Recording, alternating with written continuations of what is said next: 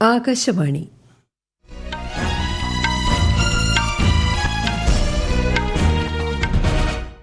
നമസ്കാരം. വാർത്തകൾ വായിക്കുന്നത് ബിന്ദു.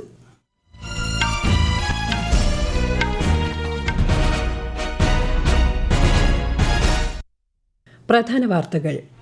ഇന്ത്യ മൗറീഷ്യസ് ബന്ധം തന്ത്രപരമായ പങ്കാളിത്തത്തിലേക്ക് ഉയർത്താൻ പ്രധാനമന്ത്രി നരേന്ദ്രമോദിയുടെ സന്ദർശനത്തിൽ തീരുമാനം. പ്രധാനമന്ത്രി അന്നദാത ആയ് സംരക്ഷൺ പദ്ധതി 1 വർഷത്തേക്ക് കൂടി ദീർഘിപ്പിച്ച് കേന്ദ്ര സർക്കാർ. ആറ്റുകാലമ്മയ്ക്ക് പൊങ്കാല അർപ്പിച്ച് ജനലക്ഷങ്ങൾ. ഭക്തിസാന്ദ്രമായി അനന്തപുരി. നിവേദ്യം അല്പസമയത്തിനകം. നിറങ്ങളുടെ ഉത്സവമായ ഹോളിയോടനുബന്ധിച്ച് രാജ്യമെങ്ങും വിപുലമായ ആഘോഷ പരിപാടികൾ. വനിതാ പ്രീമിയർ ലീഗ് എലിമിനേറ്ററിൽ ഇന്ന് മുംബൈ ഇന്ത്യൻസ് ഗുജറാത്ത് ജയൻസിനെ നേരിടും.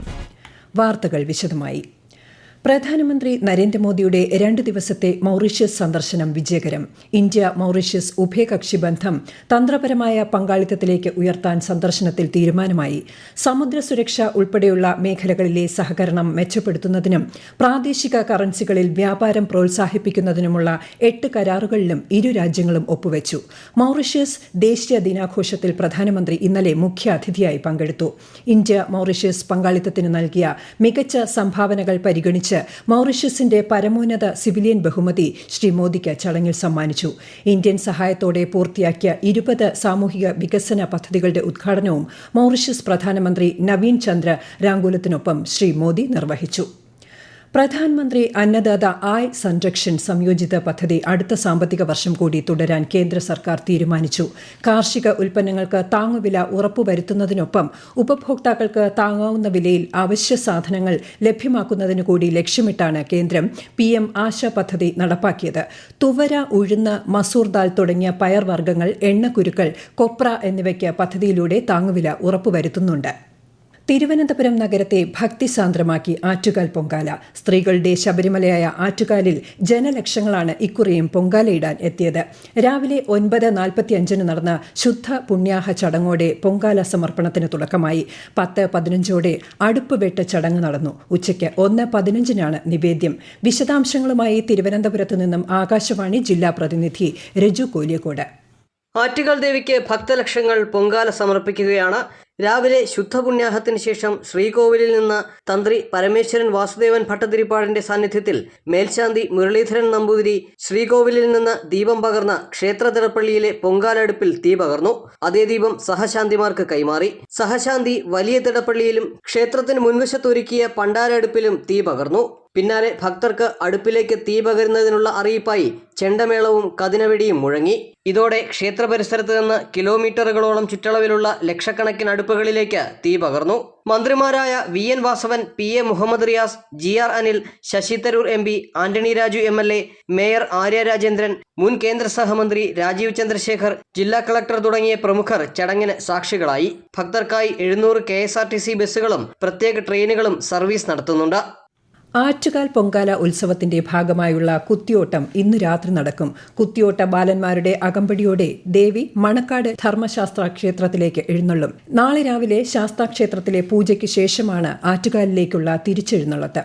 നാളെ രാത്രി 10 മണിയോടെ ദേവിയുടെ കാപ്പ് അഴിച്ച് കുടിയിളക്കും. തുടർന്ന് നടക്കുന്ന കുരുതി തർപ്പണത്തോടെ ഈ വർഷത്തെ പൊങ്കാല ഉത്സവത്തിന് സമാപനമാകും.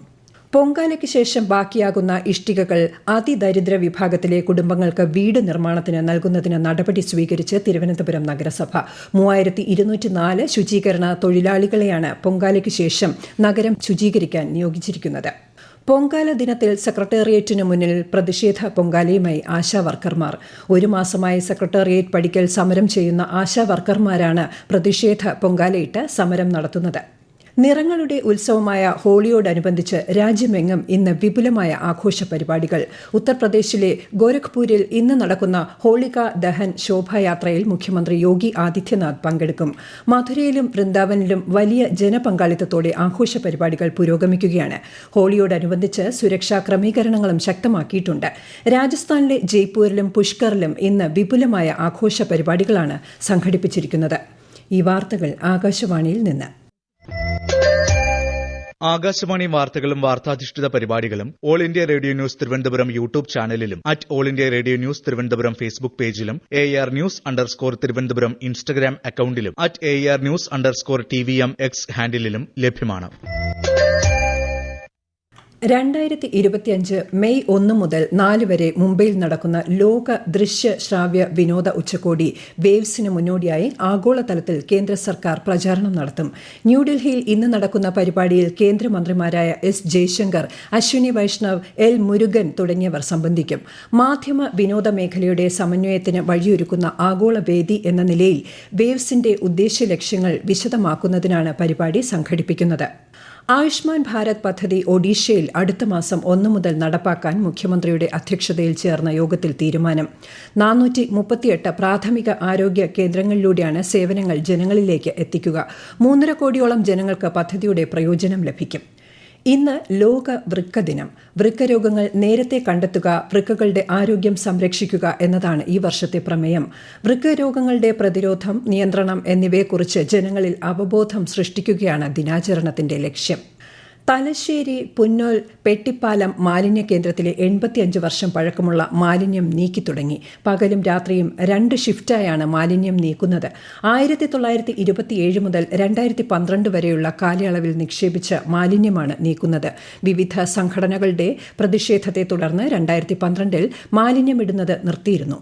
വിശദാംശങ്ങളുമായി ആകാശവാണി കണ്ണൂർ ജില്ലാ പ്രതിനിധി KO ശശിധരൻ. മാലിന്യം നീക്കാൻ 2021 കരാർ ക്ഷണിക്കൽ ഉൾപ്പെടെയുള്ള നടപടികൾ ആരംഭിച്ചത്. 8.5 ഏക്കർ മാലിന്യ കേന്ദ്രത്തിൽ 5.5 ഏക്കറിലാണ് മാലിന്യം തള്ളിയത്. ഹരിത ട്രിബ്യൂണൽ നിർദ്ദേശത്തെ തുടർന്നാണ് മാലിന്യം നീക്കാൻ നടപടിയായത്. 4 മാസത്തിനകം മാലിന്യ നീക്കം പൂർത്തിയാക്കാനാണ് തീരുമാനം.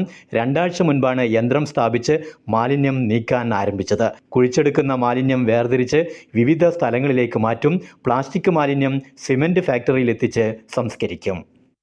കൊൽക്കത്ത RG കർ മെഡിക്കൽ കോളേജിലെ വനിതാ ഡോക്ടറെ കൊലപ്പെടുത്തിയ കേസിൽ സുപ്രീം കോടതി സ്വമേധയാ എടുത്ത കേസ് ഈ മാസം 17 പരിഗണിക്കും.